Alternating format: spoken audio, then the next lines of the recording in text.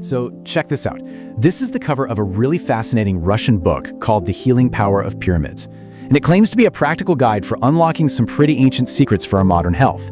Today, we're going to dive in and explore the core ideas, the instructions, and frankly, the incredible claims that are laid out inside. Right off the bat, the book does not mess around. This quote from really early on makes a huge claim that just the shape of a pyramid can have these deep, direct effects on our actual biology. That's a bold promise, and believe me, it's just the tip of the iceberg. Okay, so here's our game plan. We're going to start with the pyramid's promise, then look at how it supposedly harnesses cosmic energy. After that, we'll get into the blueprint for building your own, what the book calls the pyramid pharmacy. And finally, we'll ask, is this thing a universal healer? All right, first up, the pyramid's promise. This is where the book really lays out the benefits, and they go way beyond just a little pain relief. We're talking about something much, much bigger. Yeah, see, it's not just about healing the human body. The book claims this energy field is so powerful, it actually creates an environment where decay just slows down. Milk doesn't sour, food stays fresh, flowers don't wilt, and all the while it's supposedly boosting the immune system of any living thing that's nearby. Okay, so that's the what. But what about the how? I mean, how can a simple shape do all of this? That brings us to section 2, which dives into the book's theory of cosmic energy. The whole idea hinges on this concept of pyramid energy, a special field that's supposedly generated by the geometric shape itself. But here's where it gets really interesting. The book claims pyramids were never tombs. Nope. It says they were built by a higher mind to act as transmitters, linking our planet with the rest of the cosmos. And this diagram, taken right from the book, tries to show what they're talking about. The theory is that this cosmic energy gets focused into an invisible column that just beams out from the very top of the pyramid. If you're near that column, you're supposedly bathing in this energy, which stimulates your life functions and makes you healthier. All right, so enough with the theory, right? Let's get practical. This is where the book turns into a full-on instruction manual. Section 3, Your Personal Pyramid Blueprint. This is the step-by-step guide to actually building one. The whole process really boils down to 3 absolutely crucial stages. First, you have to find the perfect spot. Second, you have to calculate the dimensions with total precision. And third, you have to put it all together with the right materials and point it in the right direction. Let's break those down. Step 1. Find the spot. The book insists you can't just build this thing anywhere. It actually tells you how to make your own dowsing rods, just like these.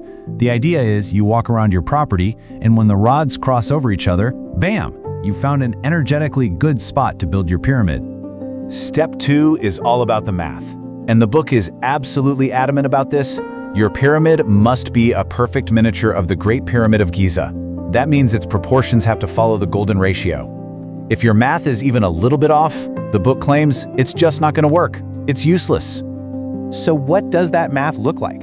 Well, this table breaks it down. Basically, to get the length of the base, you take the height you want and multiply it by 1.6. For the height of the sidewalls, you multiply the height by 1.35. The book gives you these formulas so you can scale a pyramid to pretty much any size you want. And finally, we get to the absolute non-negotiables. These are the deal breakers. The pyramid has to be made from what are called dielectric materials, so things that don't conduct electricity, like wood, glass, or even cardboard. There can be absolutely no metal parts. Not a single nail, not a single screw, and one face has to be pointing exactly to true geographic north, and it has to be away from any big metal pipes or concrete. Okay, so you've found your spot, you've done the math, you've built it perfectly. Now what? What do you actually do with it? That takes us to section 4, the pyramid pharmacy, which is all about how to use your creation for healing. I mean, this is the million-dollar question, isn't it?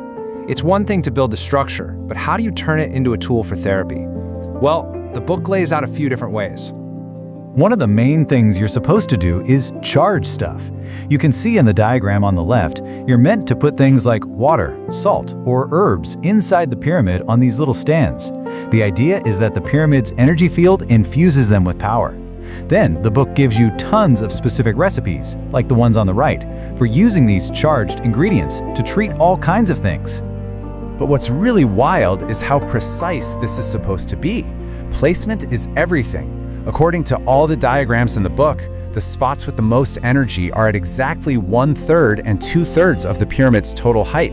So that's where you're supposed to put your little shelves for charging. Now, besides just charging things, the book talks about direct therapy for you. If you build a big pyramid, one you can actually fit inside, it recommends just sitting in there for about 15 to 30 minutes at a time. If you have smaller ones for inside your house, it suggests just putting them near your bed while you sleep. And that brings us to our final section. A universal healer? We've gone over the theory and the how-to, but what exactly does this book claim you can treat with a pyramid? Well, let's just say the list is long. Seriously, the list of conditions is huge. The book is almost like an encyclopedia of ailments. It offers specific pyramid-based treatments for everything from skin problems and arthritis, all the way to hypertension, hair loss, and even insomnia. And this quote, I think, really sums up the whole philosophy of the book. It presents pyramid therapy not as some small niche treatment, but as this universally powerful tool. So powerful, the author says, that basically anyone can use it to heal themselves.